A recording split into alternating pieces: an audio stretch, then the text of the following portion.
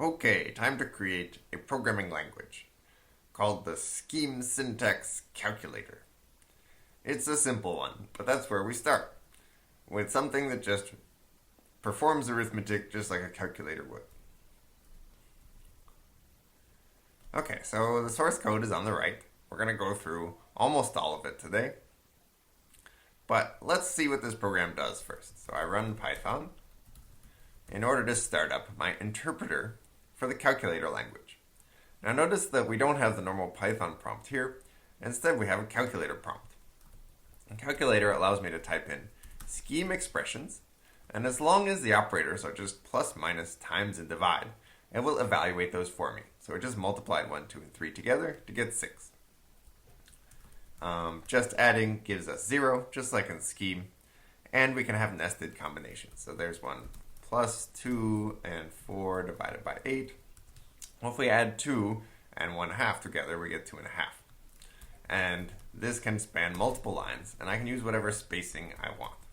So if I add the result of 1, negative 23, 4, and 2.5, and that's it, then I'll get negative 12. So here are some more examples. You can see that there are some error handling that happens as part of the interpreter. We'll talk about this later on. Let's talk about how to get the core functionality working. So we rely heavily on the pair class to represent expressions in this language. And the pair class represents scheme pairs and lists. A list is a pair whose second element is either a list or nil. So there's only one class that represents both pairs and scheme lists. It's something that has two instance attributes, first and second. First can store anything. It's the value in the first element of the pair. The second can also store anything, but when it stores a well-formed list, then the whole thing is a well-formed list. So for a pair to be a well-formed list, second is either a well-formed list or nil, the empty list. And some of the methods that exist on the pair class only apply to well-formed lists. So let's take a look. If I create a bunch of nested pairs, remember this is back into the Python interpreter with the triple caret. I create this structure and I print it out. I get the scheme list representation. That's the string version of a pair. And the length of this is a method. There's a special method on pair that only applies when pair represents a well-formed list. This well-formed list has 3 elements. Pairs can also represent non-well-formed lists or things with dots in them. Here's an example. It's just the pair 1, 2. It's not a well-formed list because 2 is not a list, or nil. And likewise, if I nest this thing inside of something else, I still have a dotted expression, something that's not a well-formed list. And that means I cannot take the length of it. Okay, so this is a pair class implemented in Python used to represent scheme pairs and lists. Scheme expressions, such as plus 1, 2, the combination, are represented as scheme lists, meaning that the data representation in the language is the same as the source code representation. And that means that the language is called homoiconic, meaning the source code is just data in the built-in structure in the language. Okay, so now we know what we're going to use in order to implement this stuff. Let's talk about the 2 elements of the calculator language, its syntax and semantics. Its syntax is that it has primitive expressions and call expressions. That's all. A primitive expression is a number, and a call expression is a combination that begins with one of the 4 operators in the language, plus, minus, times, and divide, followed by 0 or more expressions. So we can add together 3 primitive expressions or a primitive and a call expression. So that's the syntax of the language. Those are the things we're allowed to write. So expressions are represented as scheme lists, which are just pair instances, just like we just saw. But they're encoding tree structures. So let's look at an example and think about how it's encoded and how we can think about it. So here's an expression. 3 times the sum of 4 and 5 times the product of 6, 7, and 8